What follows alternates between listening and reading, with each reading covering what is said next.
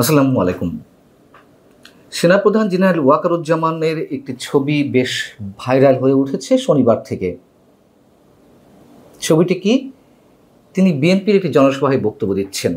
খুব স্বাভাবিক, এমন কিছু হলে তো ভাইরাল হওয়ারই কথা। এবং অনেকেই এই ছবি দেখে বিশ্বাস করছিলেন, অনেকে কনফিউজিং অবস্থা ছিলেন। আমি যথেষ্ট নিশ্চিত ছিলাম যে এমনটি হওয়ার কথা নয়। এবং এই বিষয়টি নিয়ে কেন আলোচনা করছি, তার যে আফটার ম্যাথ বা পরবর্তী প্রভাব বিভিন্ন জায়গায় পড়েছে সেটি একটু আলোচনার বিষয়। সেনাপ্রধানকে নিয়ে গত এক বছরে নানান ধরনের বিতর্ক তৈরি হয়েছে, গুজব তৈরি হয়েছে। অনেকের কাছে সেগুলোর যুক্তিসঙ্গত কারণ থাকতে পারে,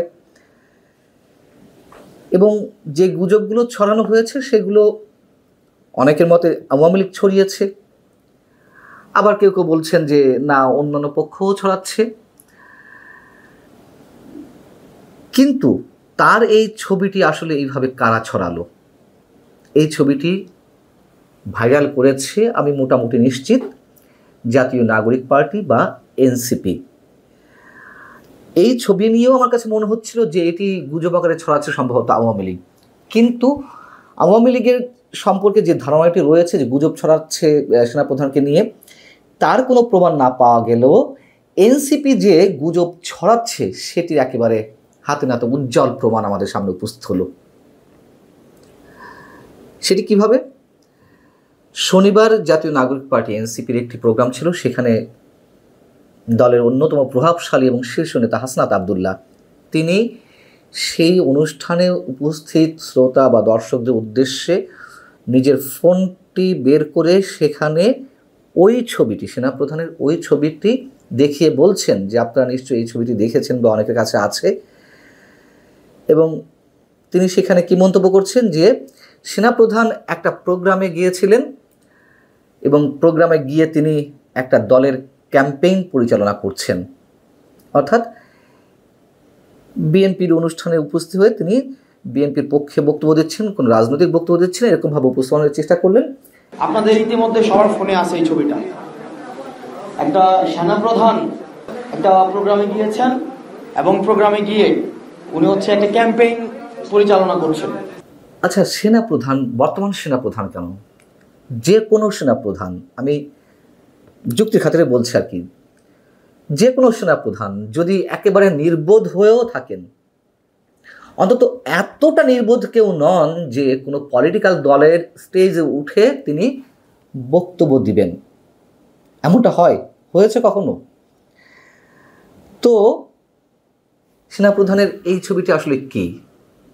যারা দেখেছেন এই ছবিটি সত্য, এটি কোনো এডিটেড ছবি না যে বিএনপির ব্যানার রয়েছে, দলীয় ব্যানার, সেই মঞ্চে সেনাপ্রধান বক্তব্য দিচ্ছেন।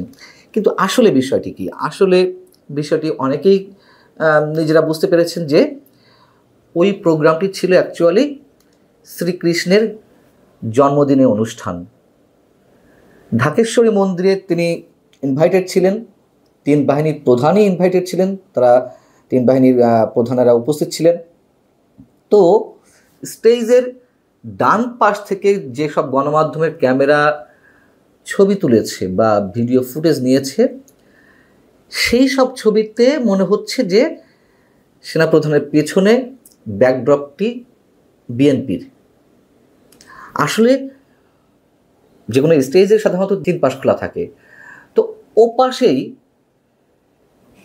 অর্থাৎ স্টেজের বাম পাশেই বিএনপির কোনো এক নেতার সমর্থনে একটি ব্যানার ছিল এবং সেখানে লেখা ছিল যে ধানের শেষে ভোট দিন।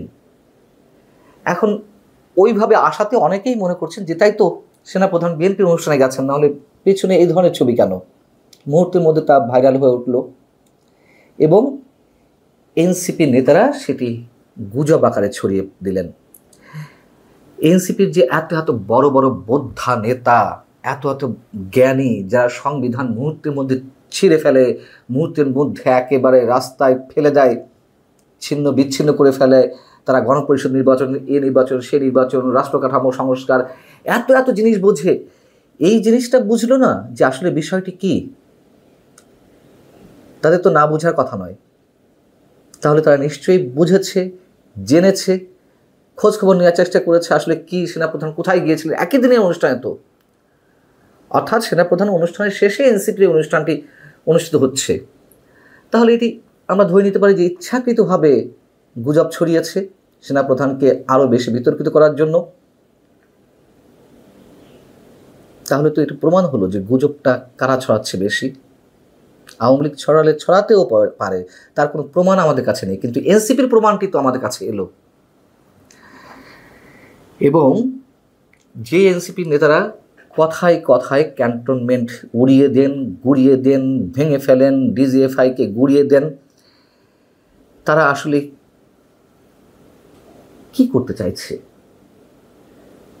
উদ্দেশ্যটা আমাদের কাছে অনেক বেশি ক্লিয়ার। সেনাবাহিনী যে তাদেরকে এই জুলাই আন্দোলন সম্পর্কে তারা যে পদযাত্রাগুলো অনুষ্ঠিত করছিল বা তাদের বিভিন্ন সময় তাদেরকে প্রোটোকল দিয়ে আসছিল, নিরাপত্তা দিয়ে আসছিল, পরবর্তীতে দেখলাম যে ভূয়সী প্রশংসা, কিন্তু তারপরে এসে আবারও সেনাবাহিনীর সম্পর্কে বিষোদ্গার শুরু হলো। তারা কি আসলে কিছু উপলব্ধি করছেন কিছু ঘটতে যাচ্ছে? এবং এটুকু বলে রাখি, জন্মাষ্টমীর প্রোগ্রামে তিন বাহিনীর প্রধানের উপস্থিতি অবশ্যই একটা সিগনিফিক্যান্ট মেসেজ আমাদের জন্য। এবং তারা কোন ধরনের রাজনীতি করতে চায় এনসিপি নেতারা, তাও তো আমাদের কাছে পরিষ্কার। আর একটা ঘটনা এর সাথে একটু উল্লেখ করি, না করলেই নয়। শেখ হাসিনার সময়ে, আওয়ামী লীগ সরকারের সময় অনেক ধরনের গায়েবী মামলা হয়েছে, শত শত মানুষকে, হাজার হাজার মানুষকে মিথ্যা মামলায় আটক করা হয়েছে। আমরা জানি এগুলো সত্য কথা, মানুষকে নাজেহাল করা হয়েছে, অপদস্থ করা হয়েছে। কিন্তু 15ই আগস্টে যা যা ঘটল আমরা সব কিছু জানি। একটা ঘটনা একটু উল্লেখ করি। হতদরিদ্র একজন রিক্সাওয়ালা আজিজুর তার সারাদিনের উপার্জনের টাকা দিয়ে একটা ফুল নিয়ে গিয়েছিলেন। সেই আজিজুরের কি হলো? আজিজুরকে কারাগারে পাঠানো হলো। কেন? তার বিরুদ্ধে হত্যা চেষ্টা মামলায় তাকে জড়ানো হয়েছে, রাজধানী নিউ মার্কেট থানা এলাকার একটি মামলায়। সারা দেশের মানুষ জানে যে কী জন্য তাকে মবের মধ্যে পড়তে হয়েছে, কী জন্য তাকে আটক করা হয়েছে। শুধুমাত্র বঙ্গবন্ধুকে সে ভালোবাসেন, তিনি ভালোবাসেন এবং শ্রদ্ধা নিবেদনের জন্য তিনি সেখানে গিয়েছিলেন। এই তো অপরাধ, এটা তো সারা দেশের মানুষের কাছে পরিষ্কার। এদেশের সরকার প্রধান ডক্টর মোহাম্মদ ইউনূস, পুলিশ, আইন শৃঙ্খলা রক্ষাকারী বাহিনী, এর সাথে যদি আমি আদালতকেও একই সঙ্গে তুলনায় নিয়ে আসি যে তারা আসলে কি করছে। আদালতের যিনি বিচারক, যিনি তাকে কারাগারে পাঠানোর নির্দেশ দিলেন, তিনি কি এই বিষয়গুলো জানতেন না? এবং যেই মামলাগুলো 5 আগস্টকে কেন্দ্র করে হয়েছে, শত শত হাজার হাজার আসামি করা হয়েছে অজ্ঞাতনামা হিসেবে, তার মধ্যে যখন তখন যাকে তাকে ঢুকিয়ে দেওয়া হচ্ছে। এবং বিশেষ করে এই যে আজিজুর রহমান রিক্সা চালক, তার বিষয়টিও কি বিচারক জানতেন না? তাকে যে কীভাবে এর মধ্যে জড়ানো হচ্ছে, এগুলো বোঝার জন্য তো তাদের আমাদের কাউকে রকেট সায়েন্স পড়তে হয় না। এবং 15ই আগস্ট সারাদিন বা তার আগের দিন থেকে বিএনপি নেতাকর্মীদের দখলে যে রাখা হলো 32 নম্বর, তারেক ভাই কথা দিলাম 32 দখল নিলাম, এমন স্লোগানও তো উঠেছে। এবং বিএনপি নেতাকর্মীরাই ওই রিক্সা চালকের সঙ্গে বেশি বাকবিতণ্ডা করেছিলেন, বা তারা তো এখানে দখলে ছিলেনই। তারেক রহমানের কাছেও যদি প্রশ্ন করি, আওয়ামী লীগের যে অপকর্ম, আওয়ামী লীগের যে মানুষকে অপদস্থ করা, নাজেহাল করা, মানুষের জীবনে নাভিশ্বাস ওঠানো, এগুলো তো আমরা কেউ অস্বীকার করি না। কিন্তু ক্ষমতায় আসা আগেই তারেক রহমান সাহেবরা এগুলো উপভোগ করছেন। এগুলো মানুষের কাছে, সাধারণ মানুষের কাছে খুব ভালো মেসেজ দিচ্ছে যে আওয়ামী লীগ যা করেছে, বিএনপি এসে তার চেয়ে আরও কয়েক গুণ বেশি তারা এই ধরনের আচরণ করবে দেশের মানুষের প্রতি। একটা বিবৃতি তো পাওয়া গেল না যে এই রিক্সা চালককে কারাগারে পাঠানো ঠিক হয়নি। সবই তো পরিষ্কার আমাদের কাছে।